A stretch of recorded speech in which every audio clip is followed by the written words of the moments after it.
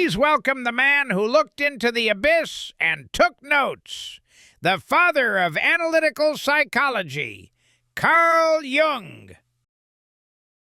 Doc, we're talking belief. The materialists say the brain creates God like a computer creates an image. Well? Hello, Mr. Gray. Thank you so much for having me on your show. I have watched it, and in your past episode, you said that consciousness is like the mind tuning into a radio, right? A receiver for something else.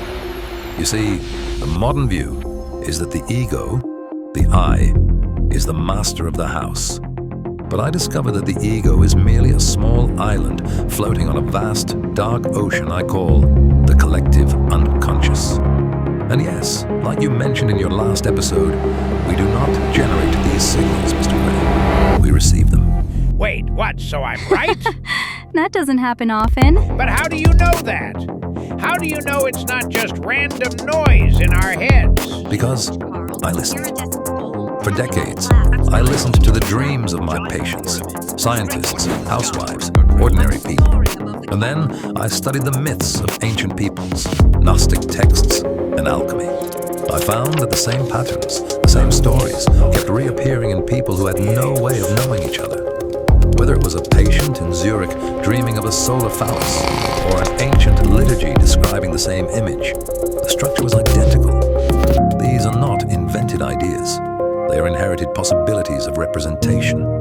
They are the riverbeds along which the current of psychic life has always flowed. Okay, but what about those religious nuts, crazy cults, and biblical believers? Is this just a massive human hallucination? It is not an invention, Mr. Gray. It is an involuntary confession. You see, the modern man believes he invents his own thoughts, but he is mistaken.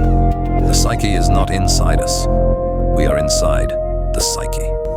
We are like small bowls dipped into a pre-existing ocean. The water does not come from the bowl, and the bowl is merely holding a piece of it for a moment. When the human soul encounters the great waves of this ocean, these archetypes, it is an overwhelming experience. It burns. So, humanity builds religions not as lies, but as containers. Dogmas, creeds, rituals. These are protective walls designed to safeguard us from the raw, fiery power of the numinous.